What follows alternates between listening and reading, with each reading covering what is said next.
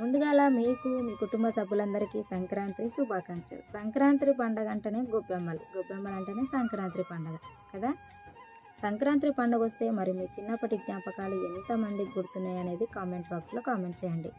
గొబ్బెమ్మలను ready చేయాలంటే పువ్వులు కావాలి. మేమైతే ఒక 5-6 మంది పిల్లలను కలిసి ఎవరింట్లో వాళ్ళకి అమ్మ మేము పూలకి వెళ్తాం అని చెప్పి పూలకి వెళ్ళేటోళ్ళం.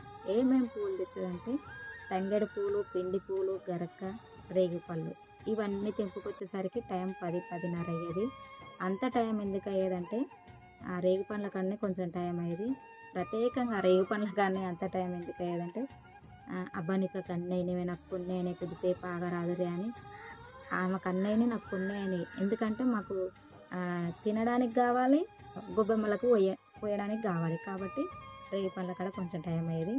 ఇంకా రేగి పండ్లు తెంపుకున్నాక కూడా ఆడుకుంటూ పాడుకుంటూ ఊర్లోకి వచ్చేసరికి గంగిరెద్దులు అవుపించేది.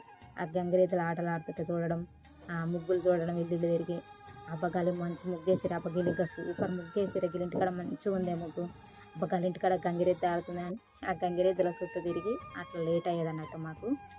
మరి మీ చిన్నప్పటి ఇట్లనే చేశారా? మేమైతే ఒక 5-6 మంది టీం అయ్యి ఇట్లనే రేగి పండగని పోయి ఇట్లా ఆటలు ఆడుకుంటూ పాటలు ఆడుకుంటూ అయితే వచ్చేటోళ్ళం. సంక్రాంతి పండుగ వస్తే ఇంటికి వెళ్ళేసరికి అమ్మ వాళ్ళు తిట్టేది, పొద్దుగాలనంగా పోయి గిప్పుడా మీరు వచ్చేదని.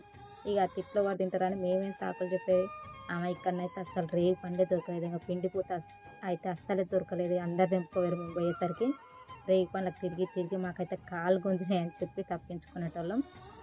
ఇక కొంతమంది కన్నా ఈ జ్ఞాపకాలు గుర్తు చేసినట్టు అయితే కదా అనేసి నాకు గుర్తొచ్చి ఒక వీడియోని అయితే తీస్తున్నా. మీరు లైక్ ఇవ్వకుండా పర్లేదు, ఈ వీడియోకు ఎంతమంది ఇట్లా సరదాగా చేసేదో కామెంట్ బాక్స్లో కామెంట్ చేయండి. మరొకసారి మీకు మీ కుటుంబ సభ్యులందరికీ సంక్రాంతిని శుభాకాంక్షలు. ఇలాంటి పండుగలు మరెన్నో జరుపుకోవాలని మనస్ఫూర్తిగా కోరుకుంటున్నా. మరి మీరు ఎట్లా ఎంజాయ్ చేసారు అనేది కామెంట్ చేయండి. మేమైతే ఒక 5-6 మందిని కూడా ఈ సంక్రాంతి పండుగ వస్తేనైతే ఇలాగనే సరదాగా గడిపేది. ఎంతమందికి ఈ జ్ఞాపకాలు గుర్తున్నాయి అనేది లైక్ ఇవ్వకుండా పర్లేదు, కామెంట్ అయితే ఖచ్చితంగా చేయండి.